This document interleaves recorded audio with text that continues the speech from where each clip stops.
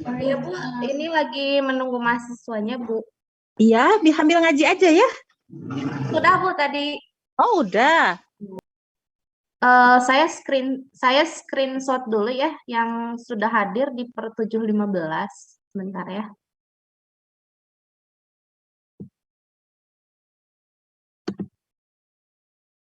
Bisa nyalakan ini nggak on cam ya? On cam dulu. Nanti kalau emang udah lelah matanya mangga ya. Kita on cam dulu untuk kehadiran, untuk bukti kehadirannya. Mau share screenshot dulu ya. Kalau bisa selamanya on cam ya.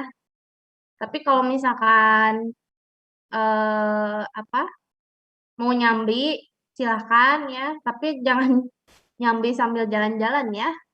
Kalau bisa ya. Kalau nyambi sambil minum boleh. Atau yang agak kurang sehat nggak apa-apa ya, tidak on cam. Supaya kita fokus ya, karena mungkin perkuliahannya sebentar aja ya, tentang sistematika aja. Kayak Ibu mau screenshot di slide pertama sebentar. 1, 2, 3. Tuh.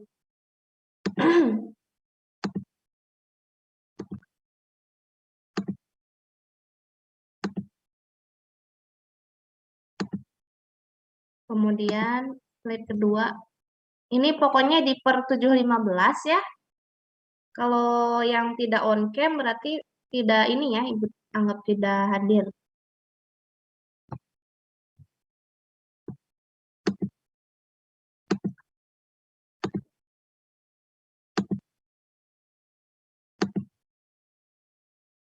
Oke, slide ketiga. Jadi untuk ini ya yang ada kendala nggak apa-apa ya. Diusahakan tapi on cam.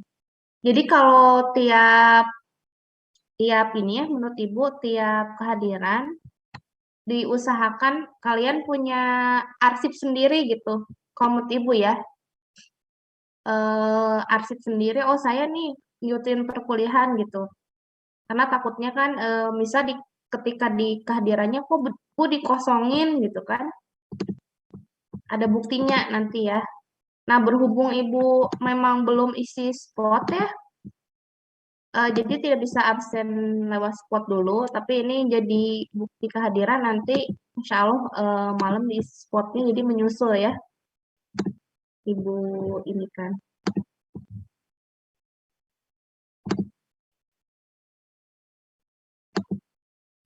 Kita kembali ke ini ya.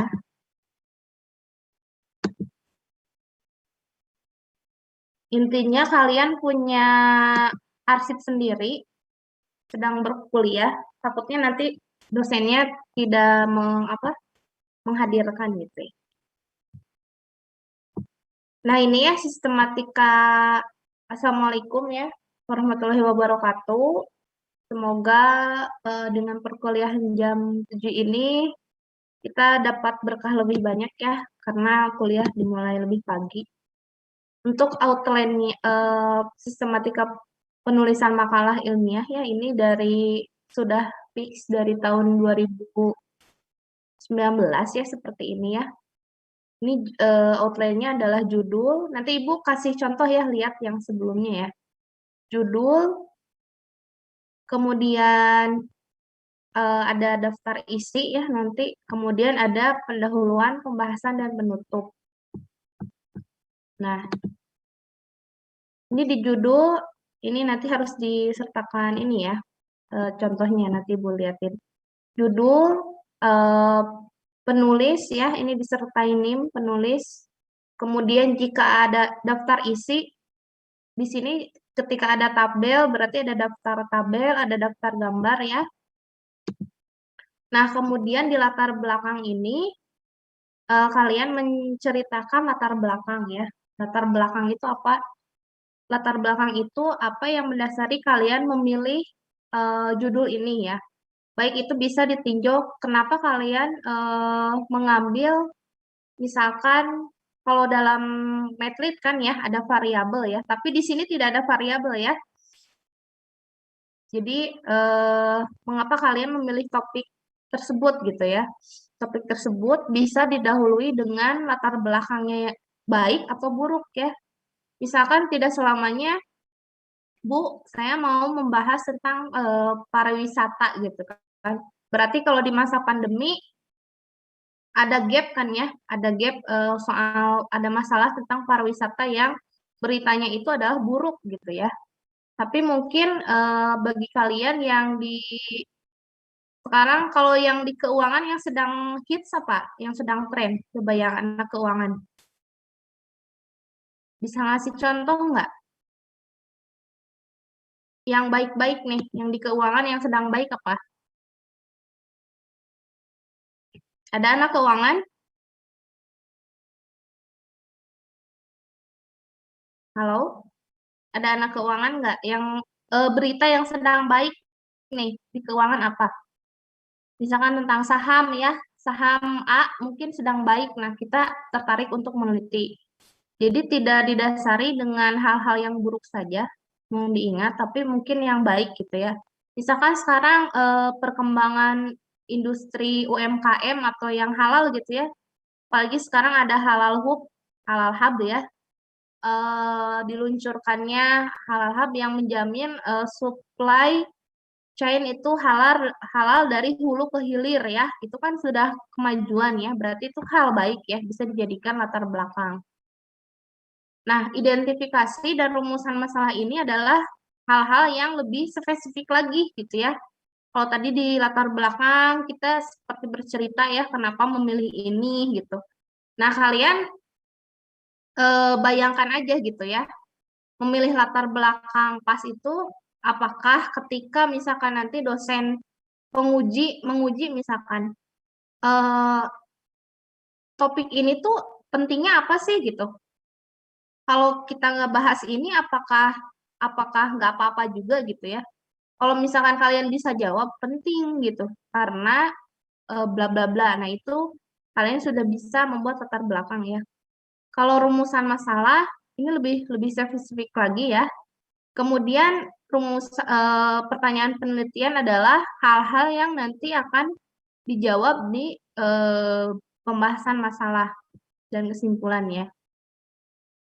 Nah, untuk pembahasan masalah ini kajian teori. Jadi misalnya tadi yang industri halal gitu ya. Teorinya apa sih industri halal itu? Apa yang dimaksud halal? Misalkan kalian mau membahas halal supply chain ya. Supply chain itu apa artinya gitu? Definisi. Kemudian misalkan proses supply chain itu gimana alurnya. Nah, teori ini bisa kalian dapat dari kalau bisa jurnal ya. Kalau bisa jurnal baik itu bisa buku dan bisa jurnal. Nah, ini teori ini bisa grand teorinya ya. Grand teori itu teori teori utamanya apa nih dari hal supply chain gitu ya.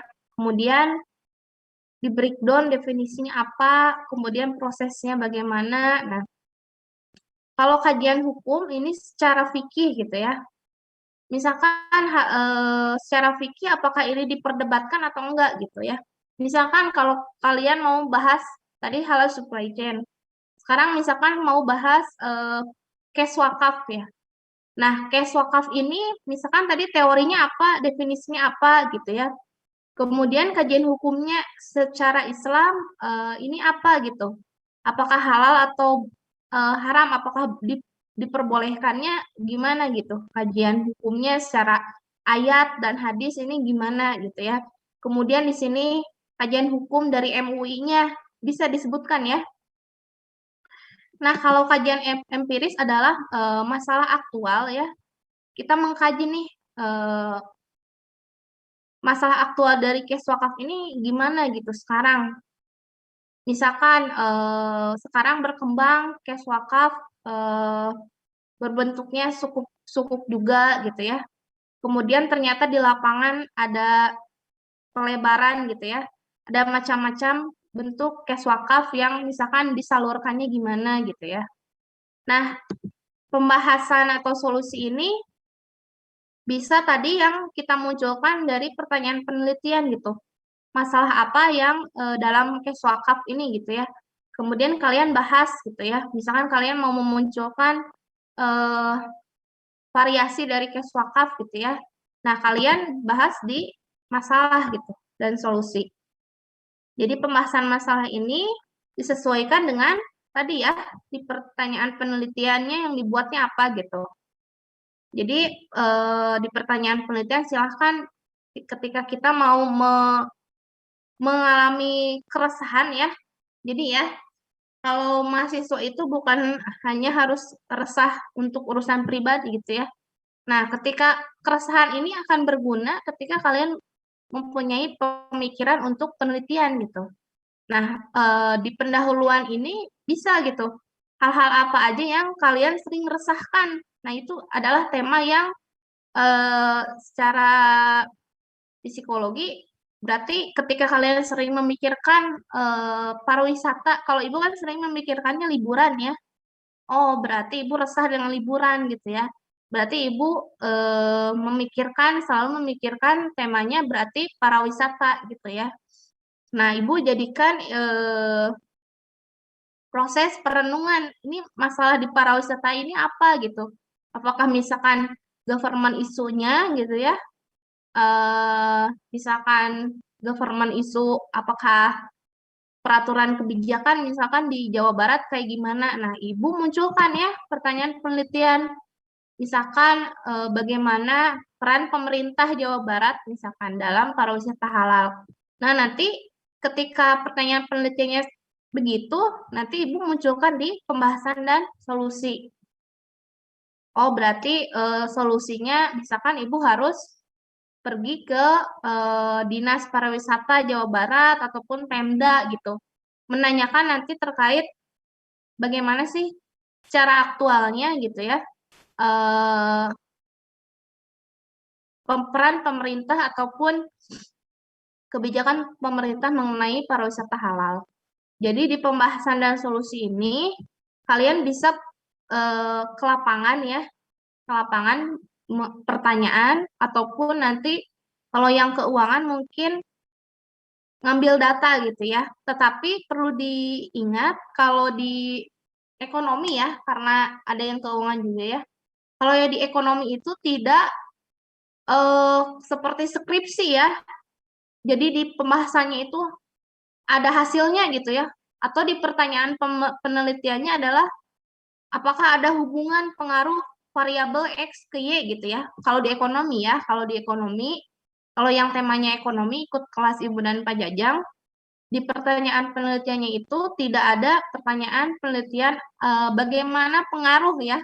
Karena pembahasannya itu nanti bukan kita meneliti ke lapangan gitu ya, harus uji pengaruh gitu dengan menggunakan misalkan Matlit, SPSS atau apa gitu ya, sudah menggunakan alat tidak ya. Jadi hanya analisis kritis bagaimana gitu ya. Jadi di pembahasannya pun jangan dibayangkan, oh saya harus nyebar kuesioner kemudian diolah dengan alat-alat analisis. Tidak tidak seperti itu ya. Seperti itu ya.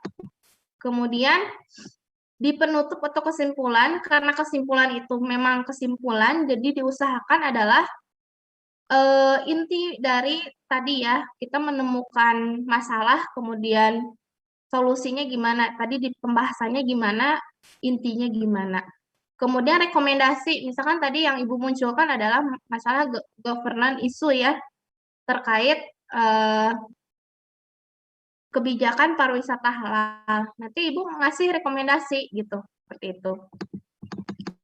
Nah, ini ya jumlah halaman lengkap ini ya, sudah dengan daftar pustaka. Minimal adalah 40 halaman dan maksimal 80. Tapi ke 80 ini mungkin sepertinya skripsi ya. Jadi di rentang ini aja nih ya, kita ngasih minimal juga nggak apa-apa, asal kalian itu dalam ya, dalam menganalisisnya. Gimana sih caranya biar dalam menganalisis ya? Menurut Ibu harus banyak baca ya. Kalian banyak download jurnalnya, banyak download e-booknya ya. Kalau menurut Ibu lebih baik di jurnal ya, karena mungkin misalkan di jurnal itu kan kebaruan ya, misalkan kalau buku terbitnya tahun berapa gitu kan, kemudian ada revisinya, silahkan kalian ambil buku yang edisi terbarunya gitu, ada revisinya. Kalau jurnal, kalian lihat di tahunnya ya. Kalau Ibu sih dibatasi ya, kalau jurnal itu minimalnya mungkin 5 tahun ya, 5 tahun terakhir. Berarti cari jurnalnya yang 2015 ke 2020. Biasanya gitu Ibu merekomendasikan jangan di bawah 2015 ya, karena sudah usang gitu ya. Pemikiran kan jurnal itu dari tahun sebelumnya, mungkin nanti ada yang meneliti lagi sama misalkan, kemudian diperbarui datanya, pemikirannya, teorinya, seperti itu. Jadi kalian bisa ini minimal 40, maksimal 80, diketiknya dengan Times New Roman, ya, 12 ya, kemudian spasi 1,15, dan ini keumuman ya, A4, marginnya 4, kiri, kanan 3, dan atas 4 dan bawah 3 ya.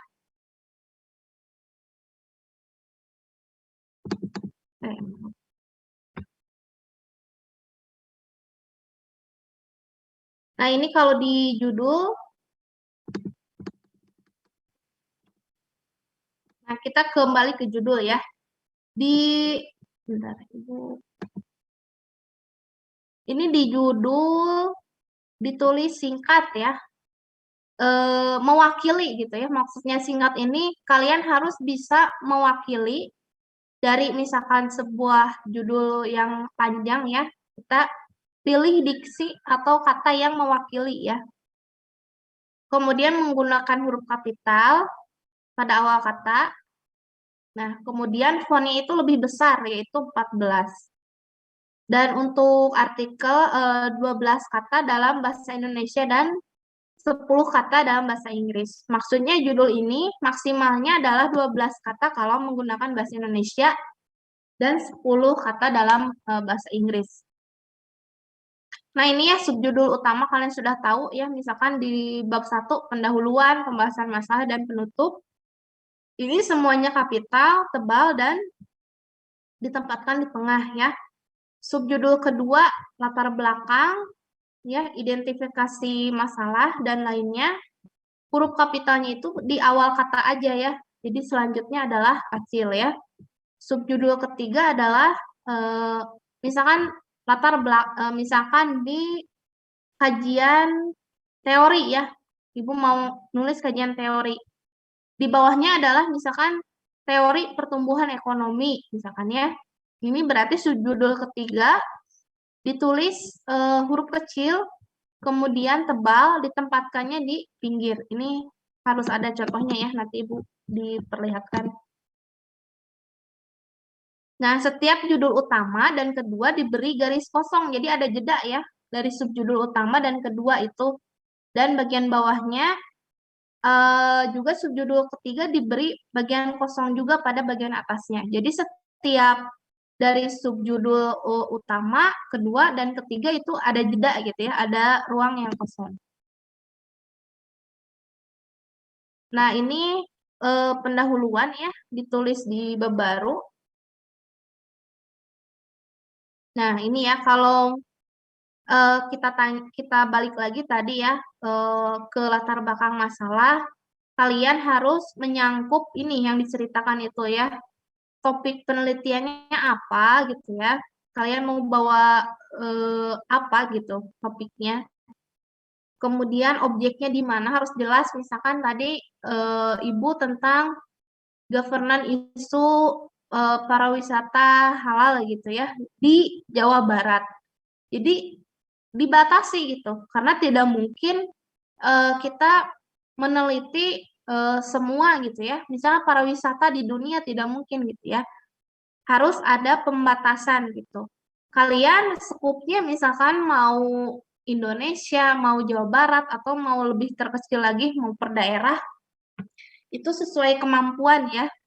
kalian bisa menjangkau nggak kira-kira gitu. Kalau skupnya misalkan governance isu di Indonesia, berarti nanti kalian harus lingkup penelitiannya adalah meneliti semua objek wilayah pariwisata halal di Indonesia. Ada berapa? Mungkin Sumatera, mungkin juga Jawa Barat, mungkin Lombok gitu ya. Oleh sebab itu ada baiknya dibatasi gitu objek penelitiannya mau di mana gitu.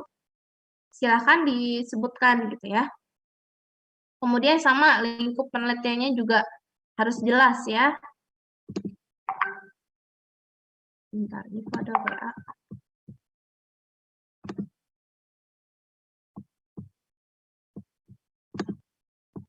Nah, jadi latar belakang tadi awalnya bisa mengerucut ya dari yang general dulu, yang umum misal tadi para wisata halal di dunia dulu diceritakan. Meskipun misalkan Ibu membatasi objek penelitiannya atau lingkup penelitiannya hanya di Jawa Barat, tapi Ibu akan menceritakan secara umum misalkan perkembangan pariwisata syariah di dunia itu gimana.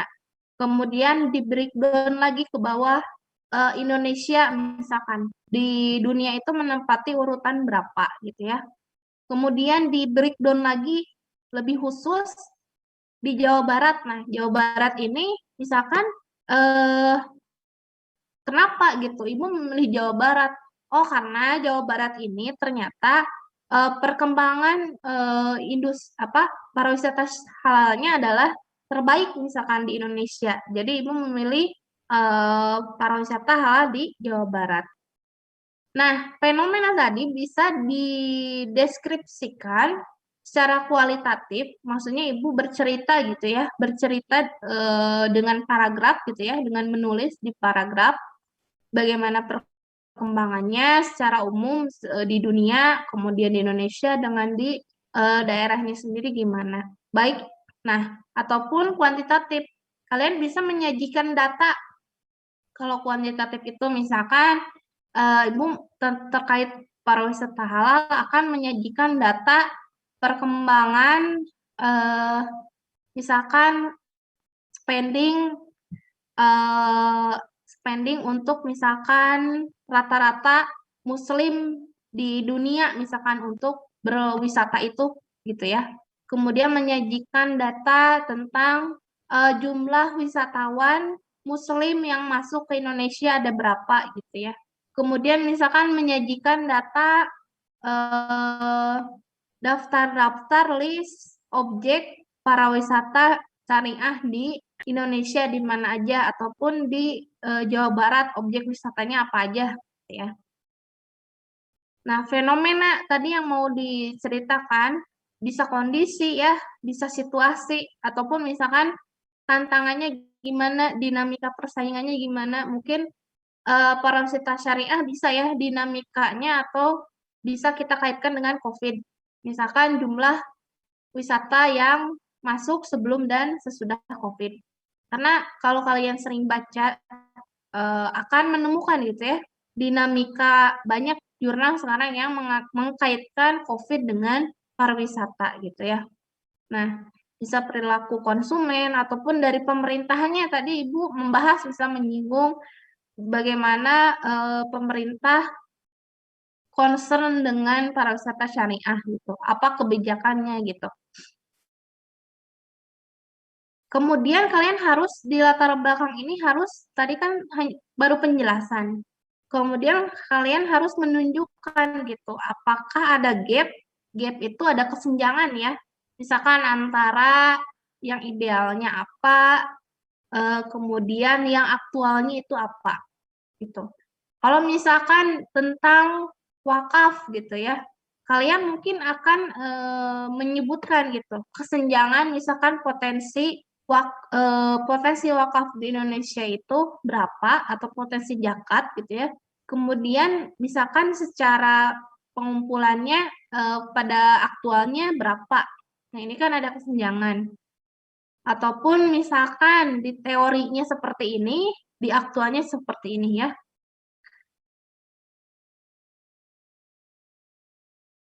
Ya, ini ya diidentifikasi masalah, lebih dikhususkan ya, tadi adalah kesenjangan gitu. Kesenjangan antara teori dan praktek, kesenjangan antara idealnya berapa, misalkan potensi para wisata syariah, potensi wisata yang datang harusnya sekian atau pemasukan dari wisata sekian, tapi aktualnya berapa. Kalau misalkan di keuangan, bisa belum diketahui bagaimana konsumen memandang kualitas jasa pada BUS dan BUK ya. Nah, ini contohnya ya, di penelitian atau pertanyaan masalah. Ini kan tidak menguji ya, tidak menguji bagaimana pengaruh variabel X dan Y, tapi kita menanyakan yang umum aja ya, bagaimana karena kita tidak nantinya tidak outputnya bukan seperti skripsi gitu. Hasilnya adalah menguji gitu ya, pakai alat enggak ya. Jadi ini sederhana saja, bagaimana persepsi konsumen akan kualitas jasa BUS ya. Kenapa misalkan kalau kalian ada yang niat untuk ini dijadikan skripsi, sah-sah aja ya sebenarnya, karena banyak juga yang tahun-tahun yang lalu yang dibimbing sama ibu, akhirnya membuahkan atau berlanjut ke skripsi, tidak masalah gitu. Tapi di sini adalah kita menekankannya adalah kalian harus sedalam mungkin meneliti, mengidentifikasi masalah, juga teorinya harus kuat gitu. Sehingga di skripsinya nanti adalah tidak hanya dari kumpulan kumpulan teorinya itu secara lengkap gitu. Kadang ibu melihat skripsi itu kualitas kedalamannya itu kurang gitu.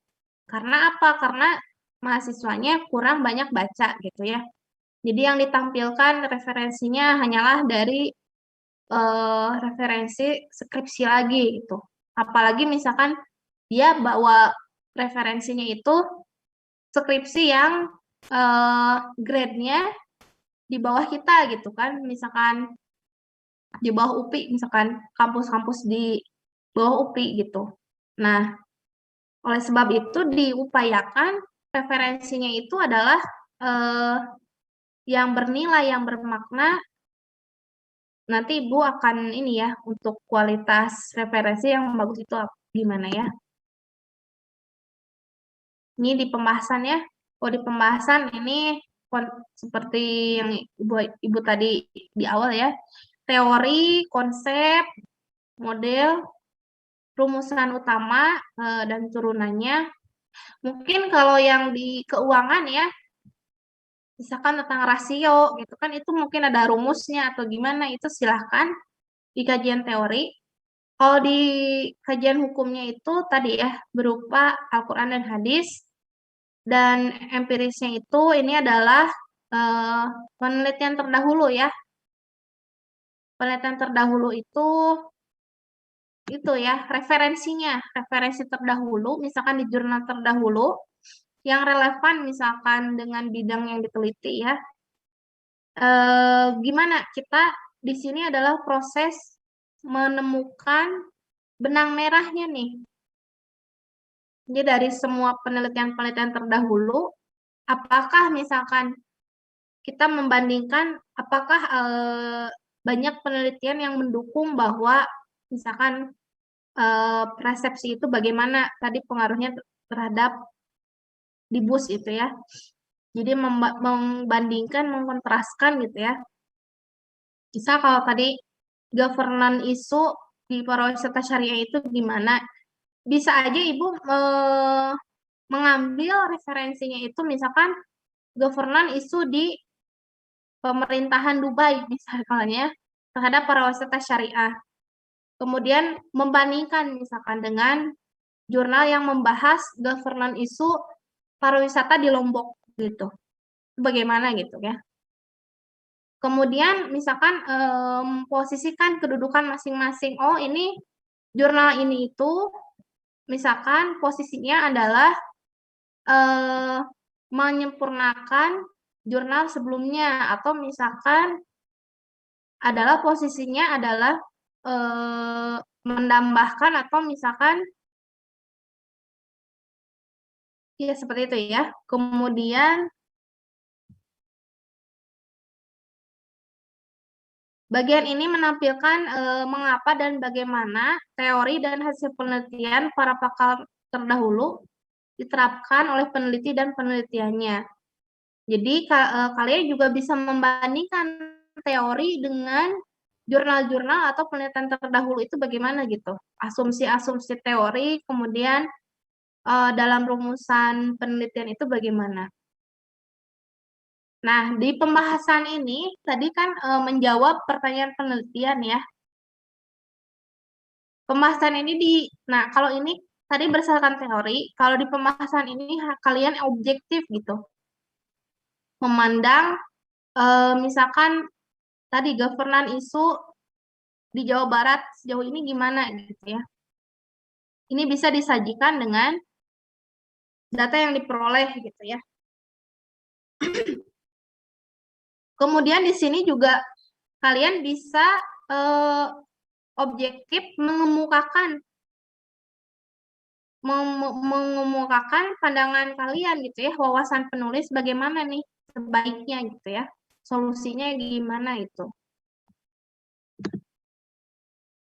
Di kesimpulan ini harus sejalan tadi dengan pertanyaan penelitian. Ketika pertanyaan penelitian yang diajukan misalkan 3 poin, berarti di kesimpulan juga harus 3 poin dengan uraian pembahasan yang lebih sedikit gitu. Sedikit ini bukan berarti tidak mewakili atau tidak dalam ya, justru kalian di kesimpulan ini harus menemukan diksi atau menyusun paragraf dengan indah, dengan efektif ya, efektif dan mewakili gitu, mewakili dari jawaban pertanyaan penelitian yang diajukan. Kalau rekomendasi ini adalah saran ya. Meskipun saran itu harus ada argumentasinya. Kalian misalkan seperti mahasiswa sekarang ya, udah bagus itu ya. Misalkan saran kepada pimpinan UPI terkait UKT atau apa ya, atau masalah-masalah di kampus, kan kalian sudah proses berpikirnya sudah ini ya, sudah kritis. Tetapi harus disertai argumentasi gitu. Argumentasinya itu bisa mungkin jalan keluar. Ini solusinya sarannya apa, tapi jalan keluarnya kalian tidak membantu gitu. Itu tidak boleh ya. Jadi jalan sarannya apa, tapi harus disertai pemikiran yang dewasa, jalan keluarnya apa nih gitu dari masalah, dari sebuah masalah. Kemudian kalian saran mengenai tadi kan saran misalkan ke lembaganya, ke government-nya. Kemudian kalian saran misalkan ke researcher, ke peneliti gitu. Seharusnya peneliti misalkan meneliti apa? Misalkan meneliti variabel ini untuk kita mengetahui apa gitu ya. Nah, ini sudah ya tema-tema ya, ini kita membahas tema-tema untuk misalkan pasar modal, inovasi produk pasar modal syariah untuk mewujudkan tanggung jawab sosial. Ini ada implementasi revolusi industri dalam efisiensi pasar modal syariah dan lain-lainnya. Ini bisa kalian baca. Tetapi ya menurut Ibu, tema-tema riset yang akan kalian kembangkan ya sebaiknya kekiniannya itu bisa kalian cari dengan cara banyak membaca dulu ya, membaca jurnal. Oh, nanti Ibu mungkin share ya, kalau tadi tidak persiapan, bagaimana caranya mendownload jurnal gitu ya dengan cepat gitu. Misalkan hanya dengan satu kunci ya, pasar modal syariah misalkan ya, nanti Mungkin ini tema perbankan juga ya. Jangan mengacu ke sini karena mungkin ada yang lebih baru lagi ya. Nah, kalian mungkin kalau yang sering ikut lomba gitu ya, lomba menulis artikel ilmiah ataupun karya tulis ilmiah, jadi kebaruan ini hal yang sangat penting gitu, baik itu di lomba, baik itu sekarang di perkuliahan gitu. Ya, karena apa? Berarti Ibu asumsikan ya, kalau Ibu sendiri asumsikan ketika kalian menemukan tema baru, oh berarti kalian bacanya lebih dari orang lain gitu. Oh bisa nemu ini, ataupun kalian mempunyai sistematika yang berpikir kritis, berpikir intuitif ya, itu. Ini yang tema perbankan ya, berpikir unik gitu ya. Keunikannya apa ya? Ini bisa dilihat, tapi mungkin ini juga udah usang ya, ada yang lebih baru lagi. Silahkan itu dari banyak baca. Dan Ibu, kalau mau kita kerja efektif, jangan mencarinya jangan mencari sumber rujukan skripsi sih menurut Ibu ya, atau tesis. Jadi langsung aja jurnal ilmiah. Dan jurnal ilmiahnya juga kalau bisa yang yang lebih berkualitas adalah jurnal yang bereputasi gitu. Nanti Ibu ada slide khusus ya. Ini yang non bank syariah. Bisa dilihat ya. Banyak sekali ya tema-temanya ya. Ini yang non-bank gitu ya, sekarang dihubungkan dengan green economy dan lain-lain. Ini adalah kebaruan juga ya. Kemudian sangat banyak ya ini temanya. Nah, Ibu kita membahas untuk apa tadi ya, untuk menemukan tema ini gimana gitu ya caranya, atau dari sumber yang terpercayanya bagaimana.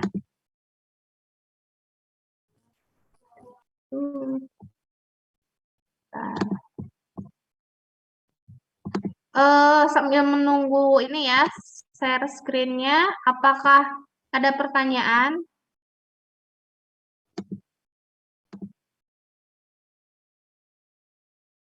Silakan daripada nanti ini ya.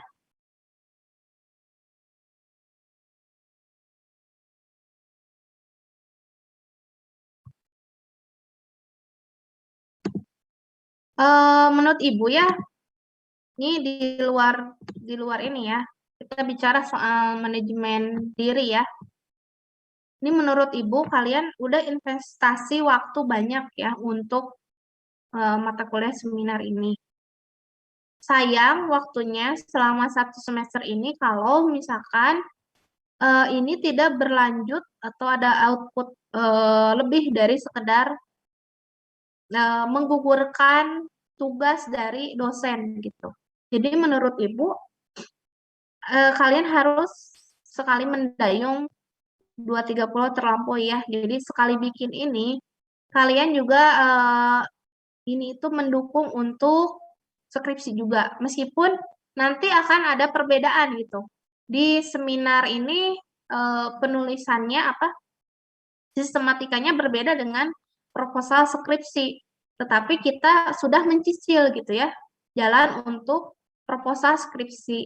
Jadi menurut Ibu, pemilihan tema ini mungkin kalian harus melalui dulu 1-2 minggu ini ya, berhubung belum ada dosen yang menagih progres gitu ya. Didahului dengan banyak baca jurnal, kemudian didahului mungkin dengan istiharoh ya. Kita minta penunjuk nih ke Allah gitu. Tema apa sih yang bermanfaat gitu ya untuk saya ke depannya, terutama untuk skripsi ataupun untuk umat gitu ya. Kita ini kerja jangan satu kali aja misalkan menggugurkan tugas dari dosen, tapi kita harus ada keinginan ini outputnya akan menjadi skripsi ataupun akan menjadi jurnal. Kenapa kalian harus outputnya berpikir jurnal, karena dengan secara tidak langsung ketika kita mempublish di jurnal, itu akan mungkin setelah kita meninggal juga mudah-mudahan ya masih bisa diakses ya, sehingga menjadi amal jariah gitu ya. Jadi mengerjakan tugas ini bismillah niatnya ya. Outputnya nanti bisa menjadi amal jariah, bisa berupa kita olah lagi berupa jurnal ya outputnya, kemudian bisa menjadi skripsi. Nah, ada pertanyaan dulu nggak sampai sini?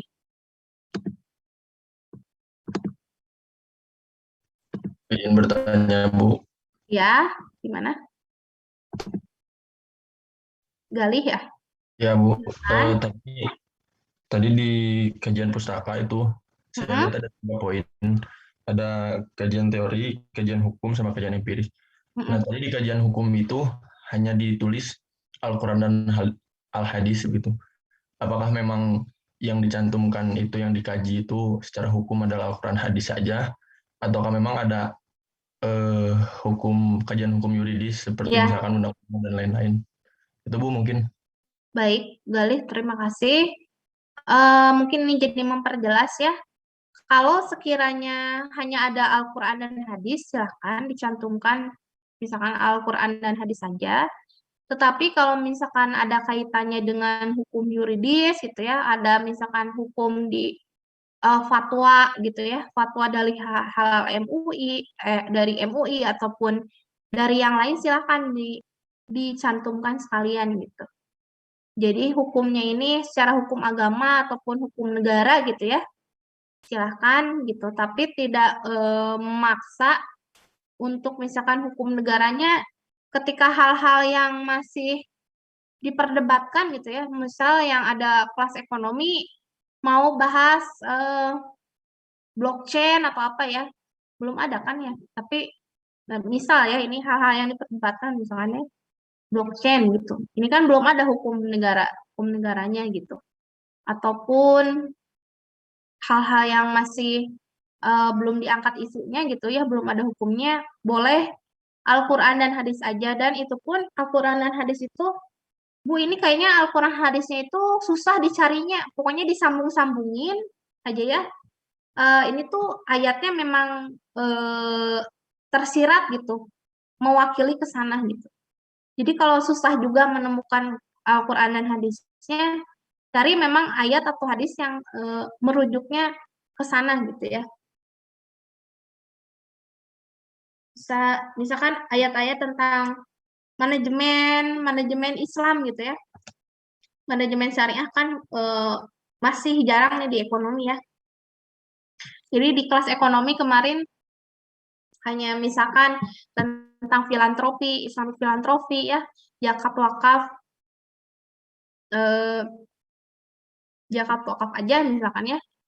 Kemudian tentang industri halal misalkan kalau di ekonomi. Tapi nih Ibu mungkin nanti membuka gitu ya tema untuk manajemen karena kita kan dibagi kelasnya keuangan dan ekonomi. Nah, mungkin yang manajemen syariah ini bisa ya diwakilinya di kelas mungkin ekonomi gitu.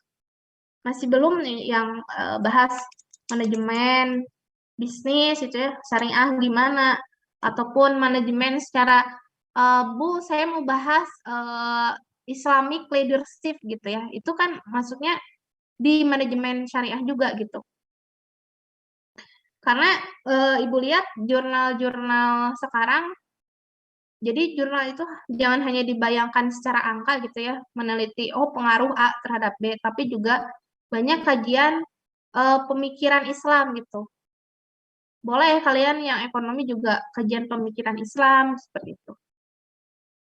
Ada lagi nggak pertanyaannya? Apakah Galih sudah jelas atau gimana? Nanti Jelas, Bu. secara teknis sebenarnya juga kadang-kadang tergantung pembimbingnya ya. Nanti mengarahkannya gimana.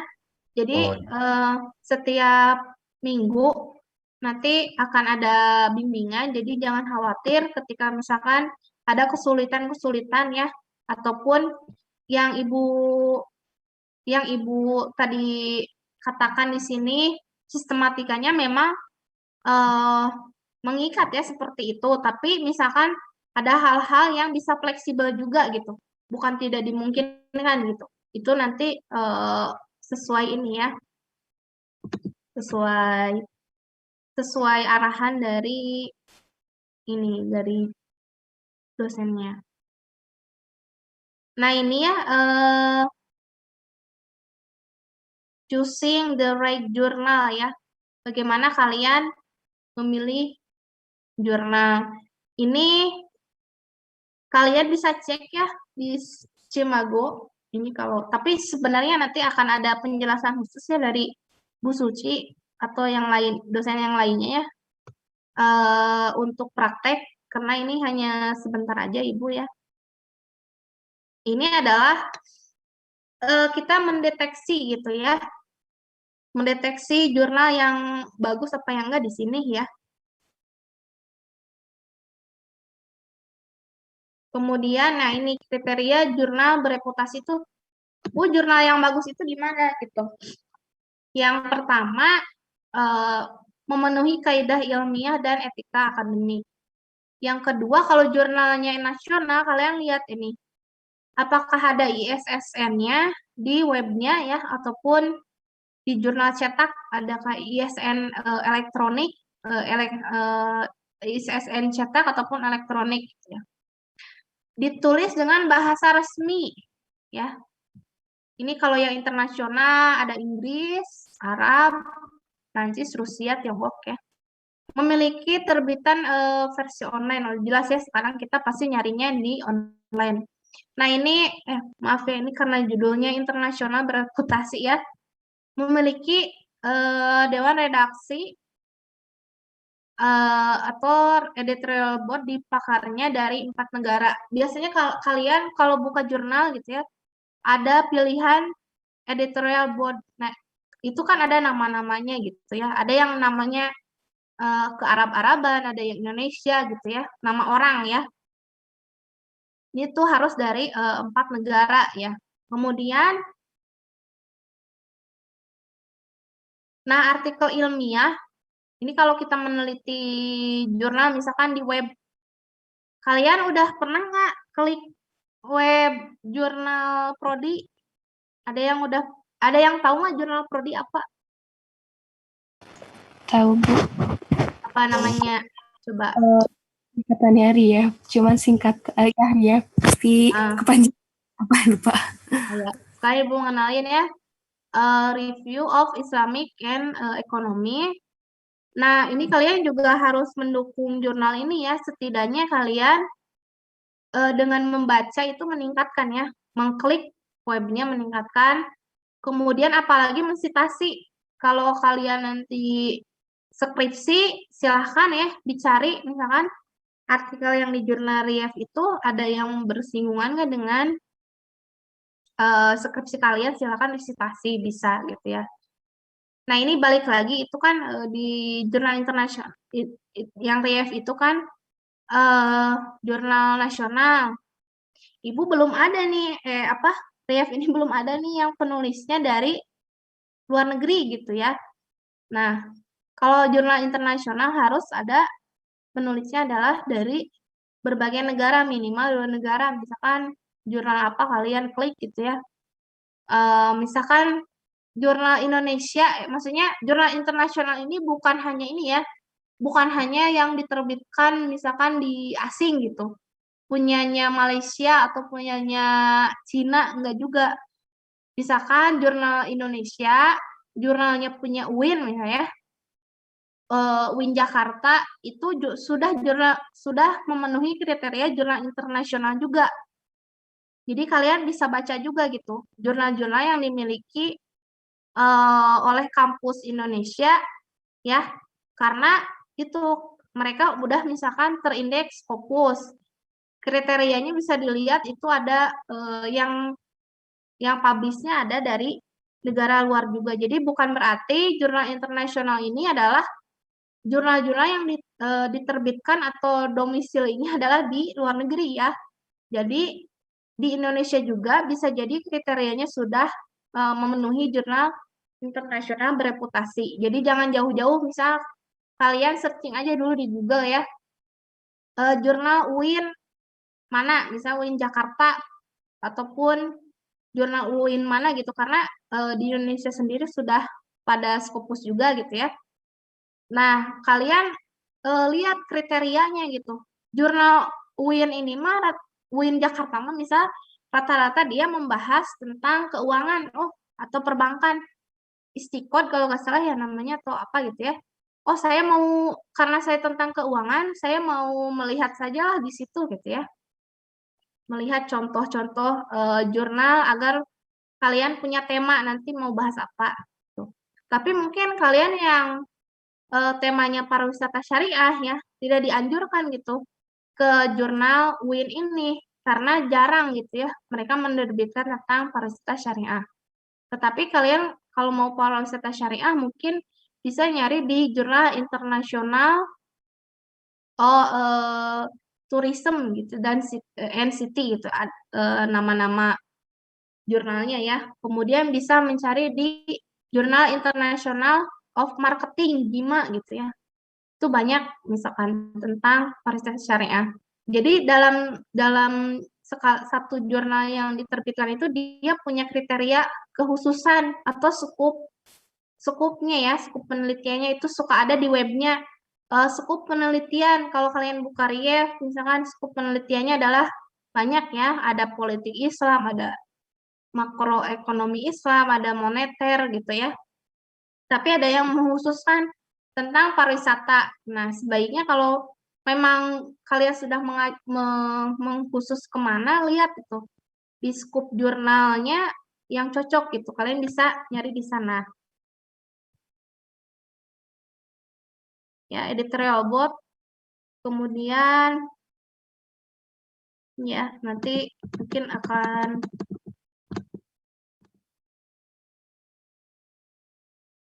Nah, ini untuk ISN internasional bisa diceknya di sini, dan untuk ISN online bisa diceknya di LIPI ya, ini linknya ya. Ini benar nggak sih jurnalnya gitu, kita cek aja ISN online-nya ada nggak di LIPI, kalau internasional ada nggak di ini ya.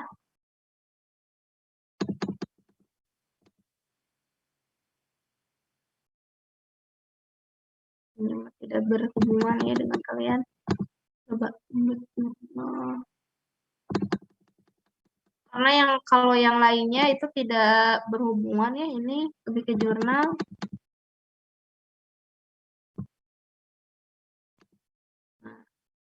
Nah, kita Ibu ini ya, share screen ini aja contoh dari tingkat kalian mungkin ya. Nispia, ini punya Nispia. Kalau Ibu lihat ya, skripsinya sama ya, jadi tapi lebih tentang zakat ya. Ini adalah contohnya, judulnya adalah fenomena generasi milenial dalam pembayaran zakat, infak, sedekah. Kalau di skripsinya, Nispia itu ke zakat. Jadi ini termasuk cerdas juga ya mahasiswanya. Jadi pas seminar dia membahasnya semuanya dulu, tapi pas di ini khusus zakat ya. Jadi di judulnya tidak ada ya, tidak ada judul pengaruh apa ya. Ini seperti ini judulnya.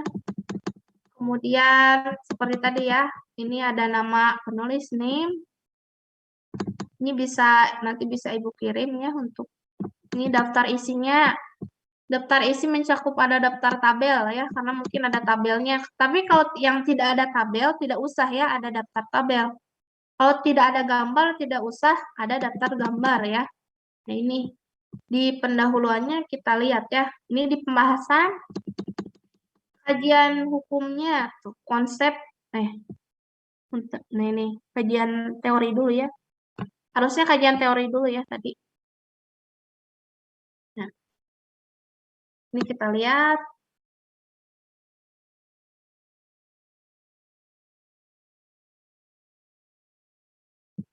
Nah, ini ya tadi kata Ibu, di latar belakang itu bisa kalian mendeskripsikannya secara kualitatif maupun kuantitatif. Ini mungkin contoh yang kuantitatif, data kasus COVID di Indonesia, karena tadi berhubungan dengan perilaku generasi milenial di saat pandemi terhadap zakat, infak, sedekah. Jadi secara datanya, secara kuantitatif, MISPI ini menyajikan data kasus COVID ya. Nah, karena dulu kalian harus lihat juga nih, ini 14 September. Berarti dulu itu ya memang ya, jadi kalian nanti harus bawa data terbaru. Misalkan ketika akan dikumpulkan bulan apa nanti ya, misalkan Desember atau November. Nah, kalian harus cari data terbarunya aja gitu ya. Ini tadi secara kuantitatif dia menyampaikan juga ya masalah-masalah penghimpunan zakat tuh potensinya misalkan ya. Atau ini gap masalahnya seperti ini ya. Nah, jumlah penghimpunan zakat ternyata lebih tinggi gitu ya di Ramadan. Signifikan naik. Berarti kan ada kenaikan ya, ini hanya ada kenaikan gitu. Nah, tetapi ini ada gap masalahnya gitu ya.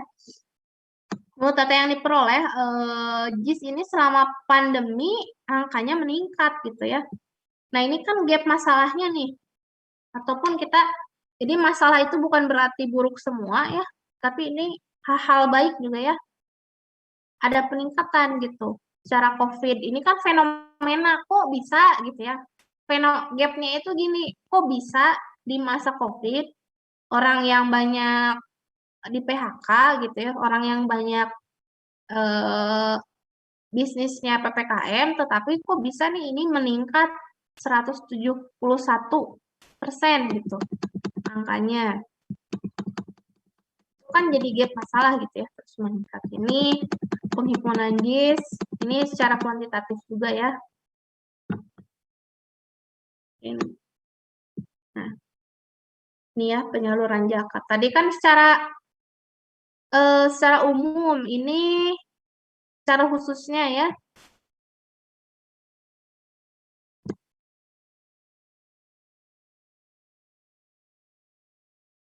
Tuh, dengan fenomena, tadi kan udah kita tulis dulu fenomena-fenomenanya apa. Dengan fenomena seperti itu, penulis melihat peluang lain yang dimiliki Indonesia gitu. Berarti ini ada potensi apa gitu, optimalisasi peran milenial dalam mengatasi permasalahan negara gitu ya. Nah, identifikasi masalah ini mengerucut ya intinya aja. Berdasarkan data yang disajikan ini ya korban COVID, kemudian pertumbuhannya Indonesia segini. Nah, ini poinnya gitu. Poin-poinnya adalah menurut data meningkat penghimpunan JIS ini 171%. Jadi diidentifikasi masalah ini, masalah-masalah yang tadi itu dikerucutkan apa gitu. Poinnya atau benang merahnya apa. Nah, di rumusan masalah pertanyaannya ya, kalau pas kelas ibu, kelas ekonomi adalah dicantumkan juga gitu ya. Ini bagaimana kajian hukum, zakat, infak, sedekah. Ini yang dulu ya di ekonomi sesuai urutan gitu. Misalkan yang di bab 2-nya nanti kajian teori, bagaimana kajian teori tentang bla bla bla gitu ya. Nah, tapi bisa rumusan masalah ini di luar yang 3 ini ya bisa ditambahkan apa gitu. Kita lihat ini di kajian hukum ya. Cuma ini, nah ini ya, dalam ayatnya ya disantumkan. Ini ayat-ayatnya. Nah, ini seperti yang tadi Gali tanyakan, secara undang-undangnya ya, ini juga dicantumkan dalam undang-undangnya apa gitu ya. Kemudian dalam hadis ya, ini tidak hanya Quran tapi ada hadis terkait zakat. Ini teori gitu ya. Tadi kan dia berbicara perilaku ya. Jadi bukan hanya misalkan mentang-mentang tentang zakat, kajian teorinya adalah hanya membahas misalkan konsep zakatnya aja, definisi zakat apa enggak ya. Ketika kalian menghubungkan zakat dengan perilaku, oh berarti kalian harus mencantumkan konsep teori planned behavior, gitu. Bagaimana konsep perilaku itu bagaimana gitu ya. Ini adalah grand theory ya. Grand teorinya adalah theory of planned behavior ya. Kemudian, nah ini grand teorinya adalah TRA dulu. Jadi ketika kalian mau mendalami sesuatu, itu harus dicari akarnya ya. Ini kan tuh dicari akarnya pada tahun 167. Theory of Present Action. Kemudian berkembang pada tahun 1988 menjadi TPB. Gitu. Jadi kalau kalian di keuangan juga harus mendalam gitu ya. Misalkan teori tentang syariah compliant bank itu atau apa, coba cari teori awalnya dikembangkan dari tahun berapa gitu ya. Ini gambar. Nah, dia menceritakan nih ya, di breakdown terus ya. Kemudian dicantumkan juga nih, bukan hanya zakatnya, konsep pengertian milenialnya sendiri seperti apa gitu ya. Oh, milenial ini pengertiannya dari umur sekian. Nah, ini ya, misalkan pengelompokan generasi. Jadi kita tidak salah, milenial teh kalau ibu termasuk nggak milenial gitu. Berarti ibu kalau melihat dari ini kan termasuk gitu ya, masih generasi, masih seumuran kalian, berarti ya masih milenial, berarti ya gitu. Jadi dari pemilihan judul bisa di breakdown ini jadi teorinya seperti ini. Ini lengkap ya, dengan NISP. Nah, ini kajian empirisnya nih. Di kajian empiris ini membahas ya, tuh, penulis memaparkan hasil penelitian terdahulu dari berbagai jurnal. Jadi penulis mengemukakan dulu dari berbagai jurnal tuh gimana gitu soal perilaku terhadap zakat. Nih, ada tabelnya ya. Tabel penelitian terdahulu. Seperti deskripsi sih sebenarnya ya. Nama, variabel penelitian, hasil penelitian. Cuman kalian nanti meng-compare gitu. Hasil-hasil penelitian ini tuh gimana gitu antar penelitian satu dengan yang lainnya. Ini sampai ke bawah. Ya. Nah, ini pembahasannya ya. Penulis menyoroti permasalahan yang terjadi ya. Penurunan penghasilan per kapita ini ya. Ini masalahnya. Masalahnya tadi kan ya adanya gap ya. Meskipun misalkan terjadi banyak PHK, tapi rekapan ambil zakat itu bahwa penghimpunan zakat infak sedekah adalah naik signifikan gitu ya. Ini menyoroti jadi UNISP ini membahas solusinya itu bagaimana hal tersebut bisa terjadi dengan melakukan penelitian ke perilakunya gitu. Seperti itu. Simpulannya sedikit ya, seperti yang Ibu bilang. Simpulan adalah sedikit. Rekomendasi ya, ini untuk stakeholder apa ya. Nah, kalau penelitian selanjutnya ada rekomendasi. Jadi ini sebenarnya jangan dijadikan patokan yang mengikat banget ya. Jadi yang tadi itu memang harus dipenuhi, standar umumnya seperti itu, tetapi dalam prakteknya nanti disesuaikan dengan arahan dosen di setiap kelas ya. Tadi yang kelasnya keuangan, mungkin ada improvisasi dari dosennya agar misalkan menyarankan ini itu juga gitu ya. Di ekonomi juga sama seperti itu. Jadi yang tadi harus kalian penuhi karena itu adalah syaratnya gitu ya. Seperti tadi halaman, Ibu juga dalam proses penilaiannya menyeluruh ya, melihat tuh di halamannya apabila ada yang kurang dari 40 ya akan sangat mempengaruhi, ataupun misalkan di ketentuan penulisannya melenceng gitu ya, tidak sesuai, itu juga mempengaruhi penilaian gitu. Tetapi untuk di kelas ekonomi, selain dari makalahnya ini, Ibu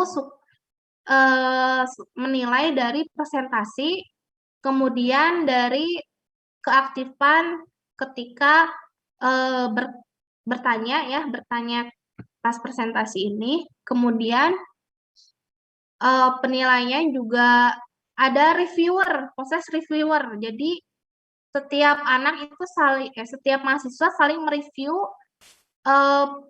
proposal seminarnya gitu.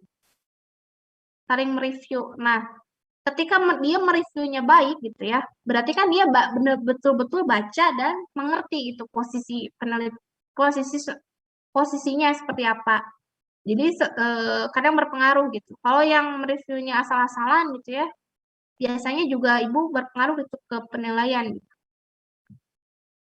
Nanti silahkan bertanya aktif ke dosen pengampunya ya, untuk mungkin kelas keuangan, apa penilaian tambahannya gitu ya. Mungkin ada improvisasi lain gitu. Kalau keuangan mungkin disajikan datanya, mungkin harus gimana, ada minimal data, itu kan improvisasi ya. Nah, mungkin dari Ibu cukup sekian. Ada pertanyaan? Izin bertanya, Bu. Ya. Untuk yang citasi, kalau misalnya dari berita kan kadang suka ada penulisnya, Bu. Itu yang dicantumkannya di autornya nama penulisnya atau dari beritanya? Kita lihat yang ini ya, yang listi tadi. Yang ditulisnya adalah sumber webnya ya, misalnya tadi Kompas. Mana ini ya? Ini ya, merdeka.com 2020. Jadi kalau di proposalnya ditulis ini aja, merdeka.com ataupun nanti kompas.com 2020 ya ini. Tapi di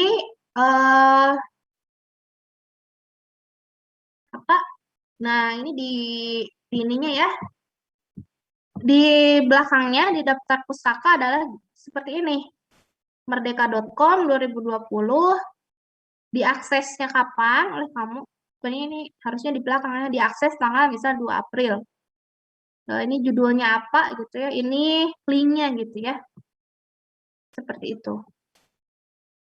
Karena mungkin kenapa ya, kalau logikanya kenapa kalau jurnal itu di citasinya itu nama, tapi kalau ini hanya situs gitu ya, namanya tidak ada. Karena kan mereka nama yang di situ adalah wartawan ya, jadi memang yang bekerja di situ gitu. Beda dengan ini adalah seorang peneliti gitu ya, memang seperti itu. Ada lagi pertanyaannya? Baik, Bu. Izin bertanya satu lagi, Bu. Ya, silakan. Terkait ini, Bu, dalil hukum. Kan kalau misalnya di fikih itu suka ada yang perbedaan gitu ya, Bu. Nah, itu nanti ditulis semua atau ditulis dalil yang mendukung penelitian kitanya aja? Kalau Ibu sih, kalau Ibu sendiri yang menganjurkan ditulis gitu. Karena itu jadi menambah hasanah yang nanti baca ya, ataupun kamu gitu. Oh, posisinya misalkan apa ya? Contohnya gitu ya, yang ada pro dan kontra gitu ya. Kalian mau membahas GoPay misalnya, itu hukumnya kan ada yang pro, ada yang kontra, ya udah ditulis aja semuanya. Cuma nanti kalian giring gitu di pembahasan. Di pembahasan kalian itu secara objektif ataupun subjektif itu mendukungnya kemana gitu. Nah itu pola pikir kalian boleh dituangkan di pembahasan. Di pembahasan nanti dituangkan gitu. Kenyataannya misalkan di hukumnya itu ada yang pro dan kontra, terus kalian mau milih mana gitu. Nanti itu di pembahasannya gitu. Pembahasan solusi. Ya. Baik, Bu. Terima kasih. Ya, ada lagi yang mau bertanya?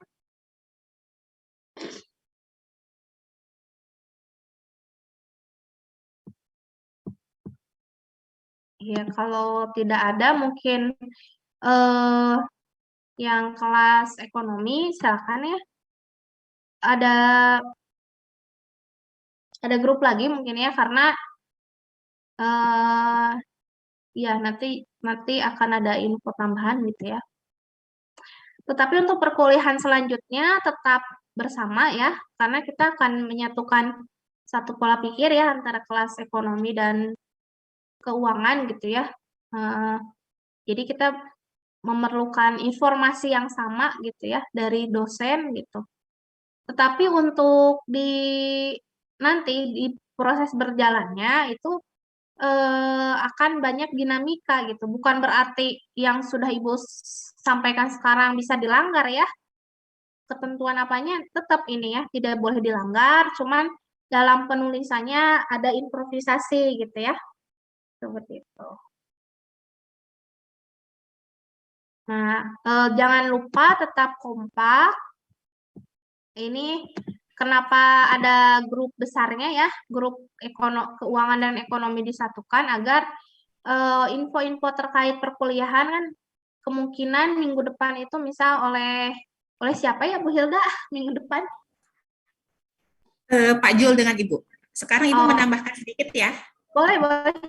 Terkait isu-isu ya. Ya. Ini mohon maaf semuanya pada tahu nggak kelasnya digabung kok baru pesertanya 59 kurang 4 berarti baru 55 orang. Sedangkan kita harusnya ada 80-an ya. Berarti ada 30 mahasiswa yang tidak masuk ke Zoom ini. Atau tabrakan dengan kelas lain. Ada yang tahu nggak sebabnya? Jagat, Alam, sama penanggung jawab kelas keuangan siapa ya? Abdullah mah bisnis. Abdullah bisnis ya? Abdullah bisnis. Terus Jagat apa? Ya, masuk semua temennya. Yang keuangan siapa? Oh, ini jumlah pesertanya hanya 55. Jadi kita di sini masuk, Pak Jajang masuk, Ibu masuk, Bu Suci masuk, ada 4 orang dosen, dikurang 4 berarti cuma 55 mahasiswa. Jadi ada sekitar 30 sampai 40 nggak masuk ya. 30 lah, kalau ke 80 ya. Itu kemana temannya yang lain? Nggak tahu kelas ini digabung. Atau mungkin di grup juga nggak semua di-invite ya, Bu? Di grup ini. Tapi kan minggu lalu sudah dikasih tahu.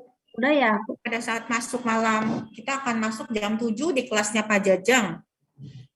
Selama 8 kali pertemuan. 8 kali pertemuan kita gabung, nanti di minggu ke-6 sama ke-7 baru ada breakout room, nanti ke-9 sampai 14 baru kita pisah ke kelas masing-masing. Ibu menambahkan sedikit apa yang disampaikan Bu Fitran, tadi sudah banyak. Ibu menambahkan isu-isunya ya, isu-isu yang bisa kalian angkat terkait bidang ekonomi dan bisnis, bidang keuangan dan kewirausahaan sama bisnis. Ya, mungkin kalian semua kemarin hadir kan kuliah umumnya Pak Emir? Masuk semua ya. Kalau kalian masuk semua, berarti kalian sudah dapat pencerahan dari kuliah kemarin. Sektor ekonomi itu seperti apa, sektor keuangan seperti apa, dan sektor bisnis industri halal seperti apa. Nah, itu bisa jadi salah satu tema-tema pokok yang bisa kalian bahas gitu ya. Nanti di tulisan kalian, di paper kalian. Nah, itu tema-tema yang update. Jadi data kemarin itu kalau ada PPT-nya itu kalian bisa pakai di latar belakang fenomena awal. Kan tadi Bu Fitran bilang harus ada fenomena awal ya. Ada fenomena, nanti kita di latar belakang itu ada fenomena masalah itu diambil dari fakta di lapangan seperti apa. Nah, fakta itu data terbaru itu ada yang kemarin. Itu data yang disampaikan sama Pak Emil itu datanya update banget sampai April 2021. Di data lain belum ada, tapi di Connect itu udah ada. Nah, jadi kalau Ibu menguji skripsi mahasiswa, paling datanya sampai 2000 akhir, kadang sampai pertengahan 2000, dan kemarin data yang disampaikan sama Pak Emir, itu Ibu cek sampai data April 2021. Jadi datanya update. Jadi kalian besok nanti mungkin akan di-share, kalau sudah di-share mungkin sama Bu Rida, biasanya suka share di keluarga besar, itu kalian bisa pakai data itu ya. data sektor industri, sektor keuangan, apalagi sektor zakat wakaf itu datanya update banget. Itu salah satu fenomena yang bisa kalian tulis di latar belakang. Di latar belakangnya ambil salah satu, jadi nggak semuanya dimasukin ya. Misalnya gini, zakat fokusnya ke ekonomi Islam, tapi zakat oke lah intro awalnya, tapi kan tidak apa ya. Kalau kita fokusnya ke ekonomi, misalnya bahas zakat, terus kita masukin industri halal, kayaknya nggak matching, ya. Jadi fokusnya ya gimana perkembangan ekonomi aja yang dimasukkan ke situ. Kalau ke zakat, perkembangan zakatnya, wakafnya, industri halal ke industri, dan keuangan Islam ke keuangan Islam. Jadi udah langsung fokus tuh di latar belakang. Di bab kira-kira 1-2 paragraf lah. Jangan terlalu banyak juga ya di introduction-nya ya. Nanti mohon maaf kalau jaringan Ibu tiba-tiba terlempar, Ibu masuk lagi, karena dari tadi seperti itu ya, jaringannya tidak stabil. Nah, nanti setelah itu, tadi Bu Fitran juga sudah menjelaskan, nanti kalian lihat di jurnal-jurnal terbaru, di buku, kalau buku agak lama, di jurnal-jurnal, nanti kalian lihat di situ, riset gap. Kalau tadi fenomena gap. Tadi Bu Fitran sudah bilang, jangan cari yang ada masalah aja, cari juga yang bagus gitu. Ini kenapa bagus? Nah, itu bisa. Nah, tapi datanya ada, itu yang kita bilang fenomenanya. Fenomena lapangannya seperti apa. Dilanjutkan dengan riset gap, karena S1 tahapnya masih sampai riset, belum sampai teori gap. Teori gap itu nanti urusannya biasanya S3, S2. Jadi kalian cukup sampai fenomena, bukti empiris di lapangan seperti apa, nanti lanjutkan dengan riset gap. Riset gap didapat dari mana? Dari jurnal. Kalau nggak salah minggu lalu sudah disuruh sama Ibu, Pak Jul, sama Bapak juga ya, kita suruh nyari jurnal kan? Ya kan? Sudah suruh nyari jurnal ya? Udah nyari belum? Belum? Udah. Sudah. Dapat zakat tentang apa yang jurnal kumpulkan? Masih Jiswa. Berarti zakat emang tertarik meneliti ke sana ya? Fokus. Jiswa, sedekah, zakat, sama wakaf. Nah, karena zakat yang jawab, jadi Ibu fokus ke zakat dulu ya. Misalnya, zakat nih ingin mengambil isu tentang jiswa. Nanti kalau Ibu gini berpikirnya ya, zakat, wakaf, dan sedekah. Ibu yang terlempar atau enggak nih? Langsung diem. Hukumnya beda ya? Yang satu wajib, satu sunnah. Iya enggak? Nah, ketika kalau Ibu memandang, ketika dua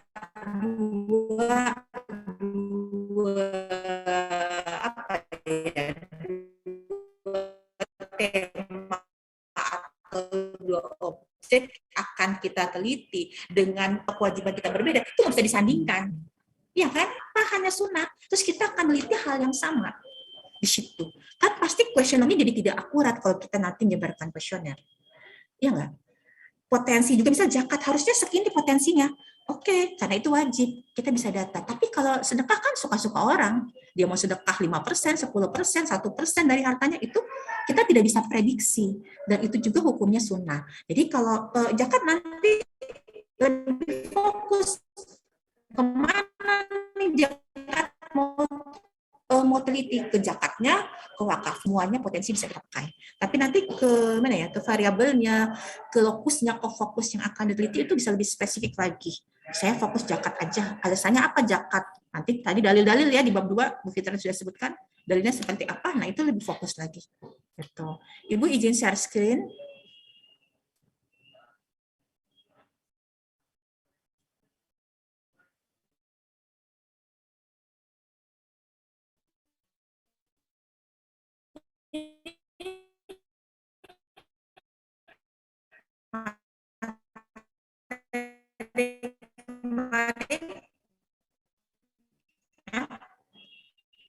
Kemarin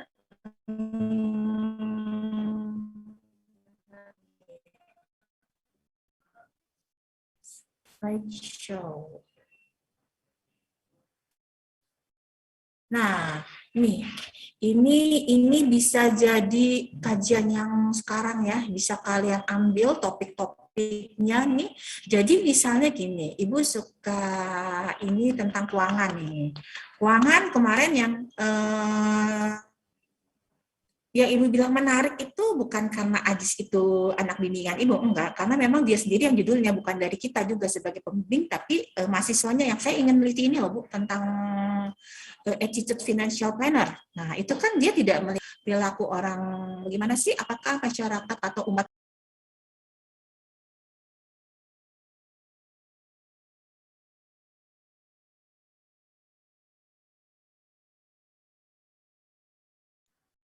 lempar ya. Ibu tutup ya kameranya biar lebih stabil.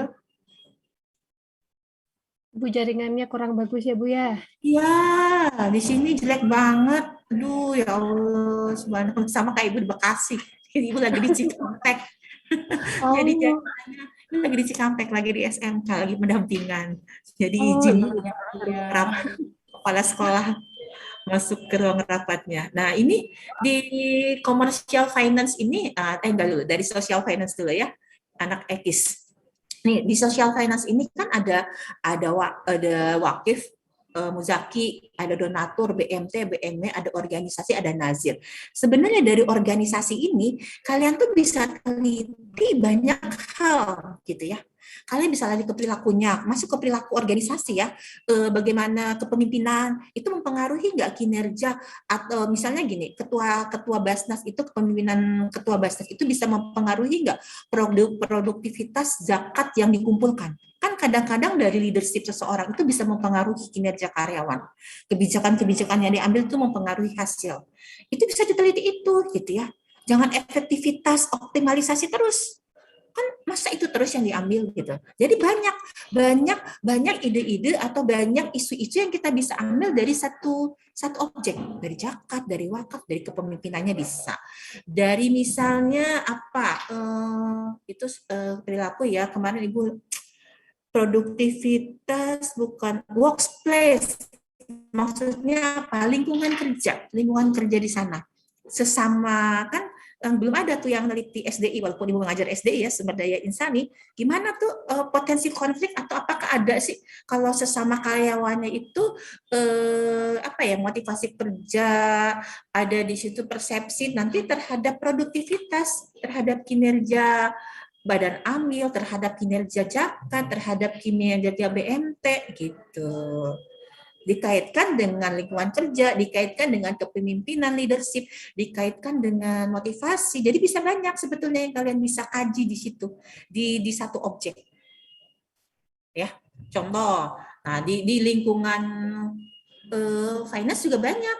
Gitu ya, ini kan finance kan udah jelas ya kalau objeknya ya, ada perbankan syariah, ada pasar modal, ada retail tuh ya, investor ya, sekarang banyak investor syariah, ada industri keuangan non-bank gitu ya. Nah, apalagi di industri halal banyak banget nih, ada makanan minuman, ada fashion, pariwisata, kosmetik, media, bisnis, ini banyak banget. Nanti kalian kajinya itu bisa tadi sebetulnya Bu Fitra sekarang mungkin kalau kita lihat dari sektor keuangan sekarang udah banyak yang digital, fintech. Nah, ada pengaruh nggak? Tapi kalau semuanya neliti tentang fintech, masa itu terus, bukan itu terus. Sebenarnya banyak yang lain gitu ya. Nah, ini ada beberapa contoh. Ada beberapa contoh tema. Nggak kebuka ya. Nah, nih tentang inovasi produk pasar modal untuk mewujudkan tanggung jawab sosial, implementasi revolusi Ponvero dalam meningkatkan efisiensi pasar modal syariah. Ini hanya contoh-contoh aja ya. Ini yang bisnis malah nggak ada. Ini contoh-contoh untuk ekonomi dan keuangan yang paling banyak. Optimalisasi aset wakaf melalui pasar modal, apakah bisa perluasan akses masyarakat terhadap produk syariah di pasar modal. Nanti di-share ya ininya ya, kita share di WA group. Kalau nggak di-spot. Nah, yang perbankan syariah. Jadi banyak yang kita ini karena kalian kan temanya ini belum masuk ke variabel ya, tadi disebutkan sama Bu Fitra, tapi dari sini kalian sudah tahu gitu. Saya akan ambil, jadi kalau variabel itu Ibu bilang seperti keyword. Kalau kalian dari jurnal nanti keywordnya itu variabel kalian. Tapi kalau tempat itu lebih ke objek ya. Tapi kalau deskripsi objek itu adalah variabel, tapi di sini tempatnya. Kalian mau meneliti apa? Saya mau di misalnya sukuk syariah, green sukuk. Ada yang mau di BMT, ada yang mau di asuransi syariah, bisa. Fintech, leasing, leasing syariah, pasar modal syariah, saham syariah, ini kan objeknya ini, tapi larinya ke perilaku. Apakah orang sudah tahu atau ke literasi? Bisa, tapi temanya tentang itu. Isu yang dikajinya tentang itu, apa benar masyarakat sudah tahu tentang green sukuk? Seberapa tahu? Jangan-jangan cuman yang belajar, Ibu bilang, karena kalian mahasiswa belajar tentang suku, ya tahu. Coba tanya mahasiswa FPEB juga yang bukan di ekonomi syariah, apakah mereka tahu tentang suku? Ya tahu. Bisa ambil isu itu. Literasi suku di kampus, kan apakah mereka benar-benar tahu? Nggak tahu. Contoh-contohnya seperti itu gitu ya. Banyak hal-hal yang sebenarnya kita tahu ini, tapi untuk masyarakat awam itu belum tahu. Masyarakat awam belum paham. Jadi kita bisa pakai temanya literasi. Oh, literasi ini, gitu ya. Apa objeknya kalian sudah punya? Saya mau ambil ini, misalnya di retail, gitu, dan kewirausahaan. Saya mau fokusnya di media. Apakah masyarakat kalau beli obat tuh mereka melihat label halal atau enggak? Kan lagi sakit, nggak ngelihat lagi ini halal atau enggak. Yang penting percaya aja apa yang dikasih dokter, gitu ya. Ada yang seperti itu. Nah, ini contoh-contoh juga lembaga keuangan syariah, non-bank syariah. Ini yang non-bank syariah. Jadi jangan merasa gini, kita kan kita fokusnya memang ekonomi syariah ya, ekonomi Islam gitu. Terus kita fokusnya neliti tentang yang syariah saja. Justru menarik itu kenapa yang orang Muslim dia masih menggunakan yang non syariah. Menarik kan? Kita harus tahu kenapa ya, padahal dia muslim misalnya, dia sudah tahu itu tidak boleh, tapi kok dia masih pakai bank konven, tapi kok dia masih pakai asuransi yang biasa, yang bukan syariah. Itu poin.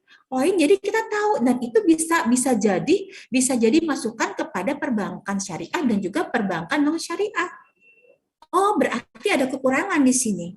Sama juga sebetulnya di industri yang kita kan bisnis Islam. Kita suka tanya, kenapa sih misalnya kok umat Islam atau masyarakat pada umumnya lebih percaya ke rumah sakit Kristen, nggak mau ke rumah sakit Islam?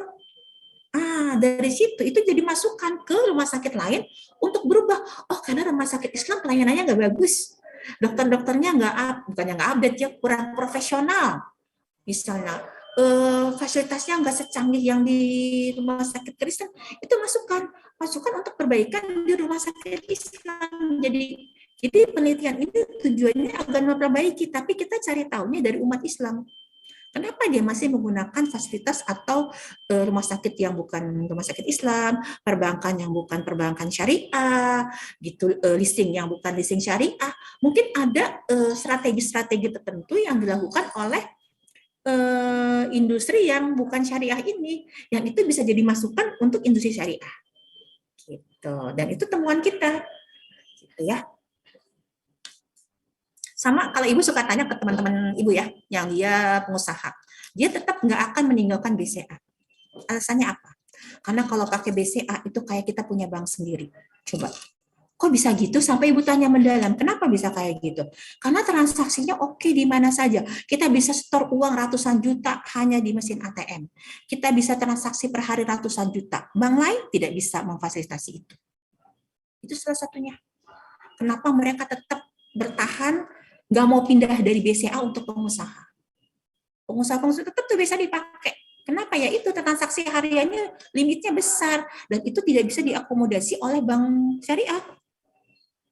Nah, tapi itu jadi masukan kan, itu mungkin salah satu alasan kenapa ketiga bank terbesar ya, BSM, BRI Syariah dan BNC itu bergabung.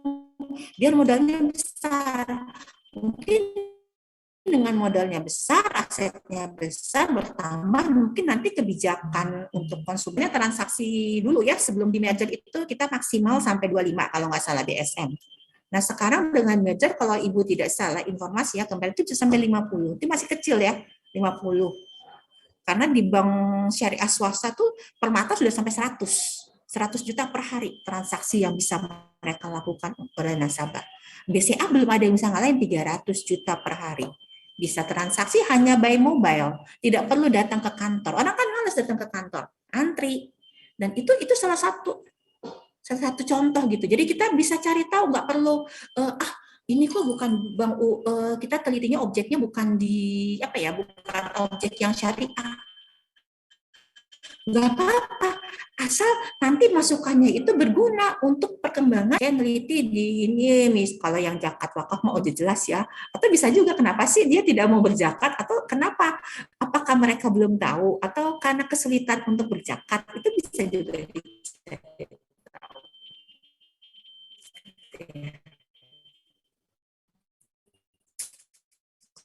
Yang di keuangan itu yang banyak, keuangan karena yang dibandingkan yang non syariah. Ini contoh lembaga keuangan bank ya, ada pegadaian, ada program pensiun gitu ya, ada asuransi. Asuransi aja ini sudah tahu nih, sudah ngerti, tapi ada beberapa pemahaman yang bilang asuransi nggak boleh. Nah, kalian harus kaji apa benar gitu, benar-benar tidak boleh. Dikaji. Ada yang beberapa orang karena kita tidak tahu, gimana ya, bukan tidak tahu ini misalnya pemahamannya ini multi akad. Bagaimana kita tahu kalau itu multi akad atau tidak? Kita harus masuk ke dalam. Kita harus masuk ke dalam dan kita harus lihat apakah benar transaksi yang terjadi itu terjadinya multi akad. Kalau kita tidak masuk ke dalam, kita tidak survei, tidak kita observasi, kita nggak akan tahu. Kita hanya kita observasi ke sana. Oh enggak kok Bu, hasil penelitian saya mencoba kalau saya ingin jadi asuransi, ternyata akadnya hanya akad ini. Nanti si perusahaan asuransi dia berakad lagi akad ini dengan akad ini dengan pihak yang lain. Mungkin seperti itu. Ya. Nah, tapi kalian harus cari tahu. Bisa berpura-pura sebagai nasabah asuransi, nasabah perbankan syariah, nasabah apa saja. Di situ kalian benar-benar merasakan, oh kayak gini loh. Oh kalau masuk perbankan digital seperti ini. Kemudahannya ini, sekarang kan udah ada ya BTPN yang jago itu ya. Nah itu gimana, lebih mudah yang mana, bank digital atau bank yang kita datang langsung. Nah itu bisa sebetulnya di laporan dan jadi fenomena baru yang belum ada neliti gitu ya. Nah udah, thank you. Ada yang mau ditanyakan? Terkait isu-isu ya.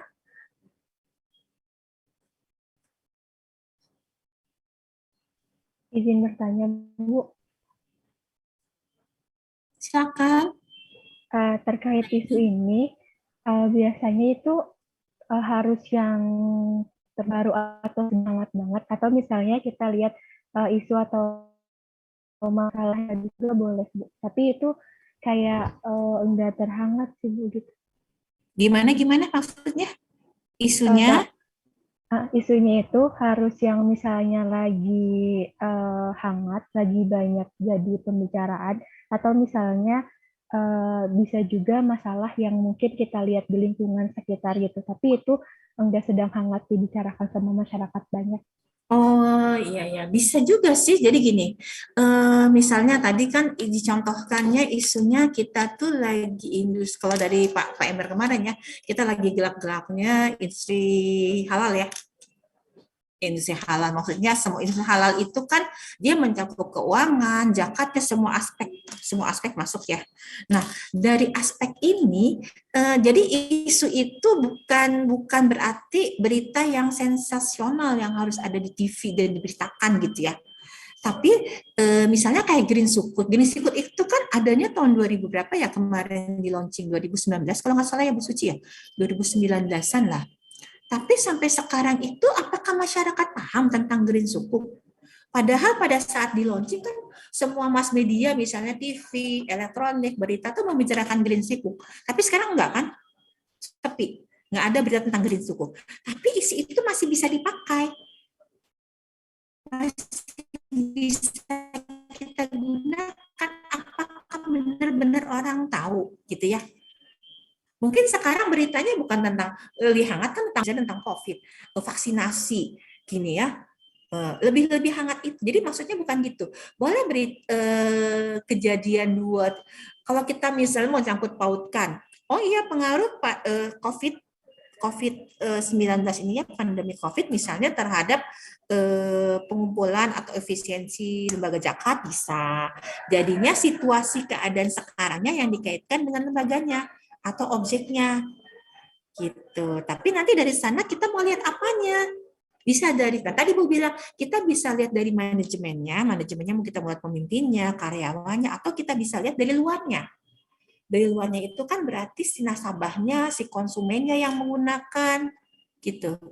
Paham nggak maksud Ibu? Paham, Bu. Nah, ini green sukuk ini bisa dikelola sama si perusahaan X gitu ya.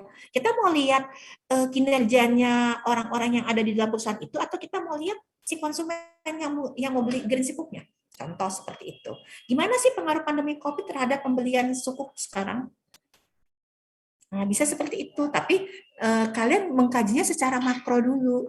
Jadi kalau di seminar ini sebetulnya kalian kan sudah ambil medlit ya semester kemarin ya. Udah kan? Jadi kalian sudah menulis dari bab 1 sampai bab 3 sebetulnya di medlit. Ini lebih fokus mematangkan teori, kajian teori dan bab 1 dan bab 2 yang kalian buat gitu. Agar nanti insya Allah kalau selesai ya nanti tinggal tambahin sedikit, udah oke, literatur reviewnya, mereviewnya udah bener, bikin apa nih yang depan introduction masalahnya itu udah benar gitu ya, tinggal sedikit lagi sudah jadi proposal kalian yang sudah benar. Jadi jangan pindah-pindah lagi biar cepat selesai. Jadi tinggal tambahin sedikit terkait metode penelitiannya. Tapi secara garis besar teorinya kalian sudah paham, kalau ditanya hadisnya, dasar hukumnya kalian udah tahu, gitu ya. Fakta di lapangannya kalian juga tahu, kenapa kalian ambil ini, kenapa tema atau objek ini yang kalian angkat kan sudah tahu. Sudah paham Nuraini? Insya Allah paham, Bu. Terima kasih. Ada yang lain? Terima kasih. Yang lain ada yang ingin bertanya?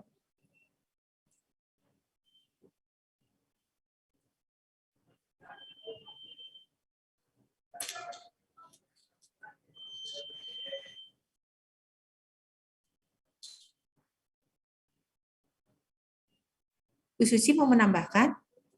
Pak Jajang? Cukup Ibu, sementara dari saya cukup.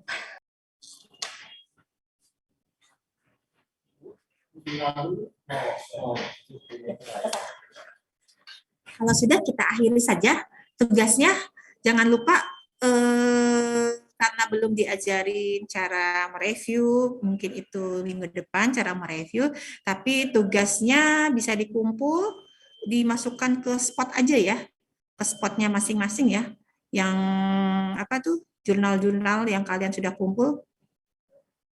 Jadi kalian kemarin sebetulnya sudah tahu nih, kan kalau temanya ini berarti jurnal ini akan saya kumpul, atau referensinya buku ini. Oh ya, kalau yang ini bisa ambil di Z Library.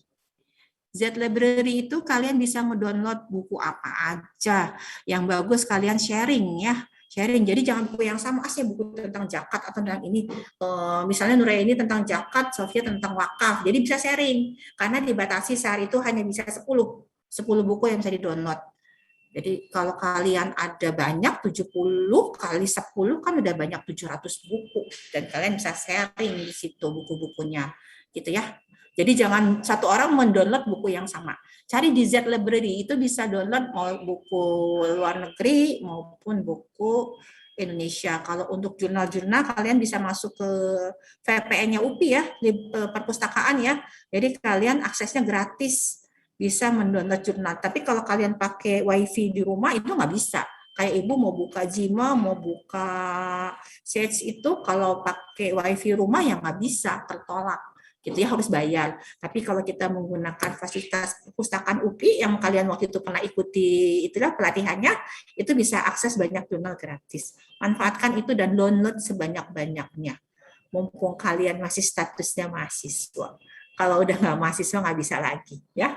Keluar dari itu nggak bisa pakai lagi. Oke, terima kasih. Kita tutup saja ya perkuliahan kita hari ini. Mudah-mudahan apa yang kita pelajari hari ini yang diberikan oleh Bu Fitranti, Ibu, dan nanti juga oleh beberapa dosen lain itu bermanfaat buat kalian ya.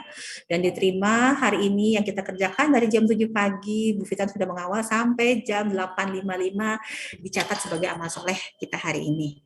Kita tutup dengan ucapan alhamdulillahirrabbilalamin dan doa kifaratul majelis. Subhanakallahumma wa bihamdika asyhadu alla ilaha illa anta astaghfiruka wa atubu ilaik. Assalamualaikum warahmatullahi wabarakatuh. Waalaikumsalam warahmatullahi wabarakatuh. Terima kasih Bapak.